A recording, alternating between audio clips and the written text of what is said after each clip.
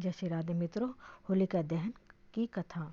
बहुत समय पहले हिरण्यकश्यप नाम के राक्षस ने ब्रह्मदेव की तपस्या करके अमर होने का वरदान मांगा। जब ब्रह्मदेव ने अमरता का वरदान देने से मना कर दिया तो उसने मांगा कि उसे संसार में रहने वाला कोई भी जीव जंतु, राक्षस, देवी देवता और मनुष्य मार ना पाए। साथ ही वो दिन में मरे और ना ही रात में, ना तो पृथ्वी पर मरे, ना ही आकाश में, ना वो घर के अंदर मरे और ना ही घर के बाहर, ना ही शस्त्र से मरे और ना ही अस्त्र से। हिरण्यकश्यप की तपस्या से ब्रह्मदेव खुश थे ही, इसलिए अमरता के एक वरदान के बदले उन्होंने ये सारे वरदान उसे दे दिए। इसे पाकर उसने हर जगह तबाही मचाना शुरू कर दिया। उसने मनुष्यों को ही नहीं, देवताओं को भी परेशान करने लगा। वह अपनी शक्ति से दुर्बलों को सताने लगा।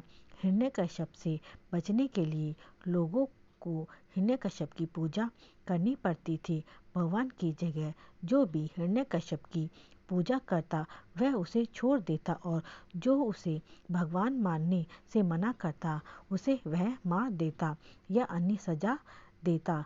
समय के साथ राक्षस हिरण्यकश्यप का आतंक बढ़ता गया। कुछ समय बीतने पर हिरण्यकश्यप के घर विष्णु भगवान के परम भक्त प्रहलाद का जन्म हुआ। हिरण्यकश्यप ने प्रहलाद को कई बार विष्णु भगवान की पूजा करने से मना किया और कहा कि मैं ही भगवान हूँ, तुम मेरी आराधना करो। हर बार हिरण्यकश्यप की बात सुनकर प्रहलाद कहते, मेरे सिर्फ एक ही भगवान है और वो भगवान विष्णु जी हैं। प्रहलाद की बातें सुनकर हिरण्यकश्यप ने उसे मारने की कई बार कोशिश की, लेकिन वह सफल नहीं हो पाया। भगवान विष्णु अपनी शक्ति से हर बार हिरण्यकश्यप के सारे प्रयास विफल कर देते थे। एक दिन हिरण्यकश्यप के घर उसकी बहन होलिका आई। होलिका को आग में न जलने का वरदान प्राप्त था। उसके पास एक कंबल था जिसे लपेट कर यदि वह आग में चली जाए तो आग उसे नहीं जला सकती है।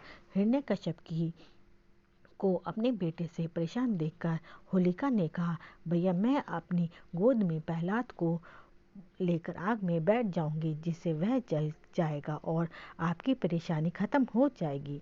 हिरण्यकश्यप ने इस योजना के लिए हामी भर दी। उसके बाद होलिका अपनी गोद में प्रहलाद को लेकर आग में बैठ गई। उसी वक्त भगवान की कृपा से होलिका का कंबल प्रहलाद के ऊपर आ गया और होलिका जलकर खाक हो गई।